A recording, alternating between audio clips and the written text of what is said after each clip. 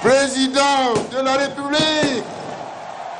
2 années après, ces images qui consacrent l'investiture du président Boni Yayi pour un second mandat à la tête de l'État n'ont subi aucune altération.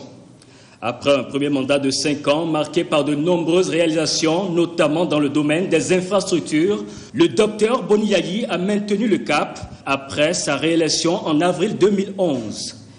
Et face à l'ampleur des défis à relever, l'ancien président de la BOAD a affiché sa détermination. Au milieu de Béninois frappés de plein fouet par le marasme économique, le gouvernement a fait l'option de l'installation de boutiques témoins en vue de céder à des coûts relativement bas des céréales aux ménages les plus touchés. Que ce soit dans le domaine de la santé ou celui de l'éducation, d'importants programmes lancés sous l'ère du premier mandat ont été poursuivis dans le but de répondre à la demande sociale toujours plus forte. L'une des récentes illustrations de cette réussite est l'élan de solidarité et de grande générosité qui ont entouré l'opération 120 jours pour équiper les hôpitaux. Un label 100% béninois qui s'est soldé par la mobilisation d'importants lots d'équipements sanitaires immédiatement mis à la disposition des centres de santé. En attendant de cerner les retombées de la même opération, cette fois-ci au profit des lycées et autres centres d'éducation, il importe de scruter l'horizon dans l'espoir de voir se généraliser l'initiative de Dogbo.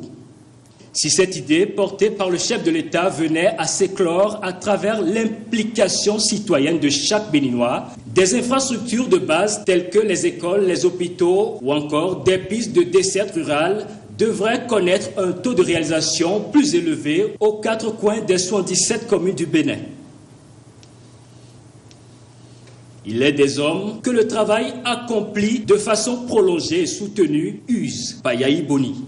À l'âge de 60 ans, le chef de l'État n'a de cesse d'enchaîner visites de chantier sur visites de chantier, audiences ou encore voyages, aussi bien à l'intérieur qu'à l'extérieur du pays.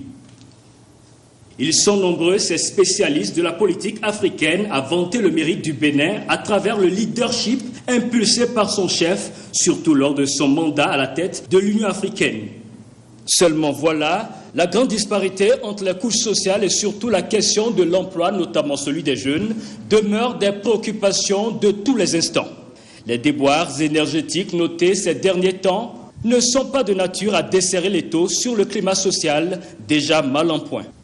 La relative accalmie notée sur le front syndical est loin de dissiper nos inquiétudes. Il faut bien plus pour réaliser dans un climat apaisé les nombreux points inscrits sur la feuille de route de l'actuelle équipe gouvernementale. L'espoir est tout de même permis. Encore 3 ans pour le chef de l'État et son gouvernement pour parer au plus pressé et surtout apporter des solutions idoines aux préoccupations de l'ensemble des Béninois. En tout cas, la détermination affichée ne laisse l'ombre d'aucun doute. Il appartient aussi à chaque Béninois d'apporter sa pierre à l'édifice, car ce qui est essentiel aujourd'hui, c'est de rechercher les voies et moyens pour explorer l'immense potentiel dont regorge le Bénin.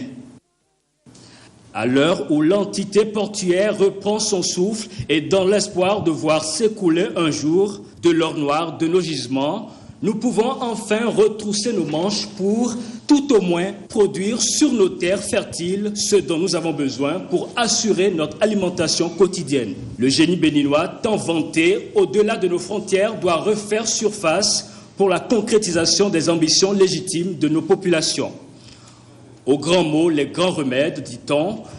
À l'heure où le compte à rebours est relancé, nul ne peut se priver de laisser vibrer sa fibre patriotique pour la seule et unique cause, le Bénin.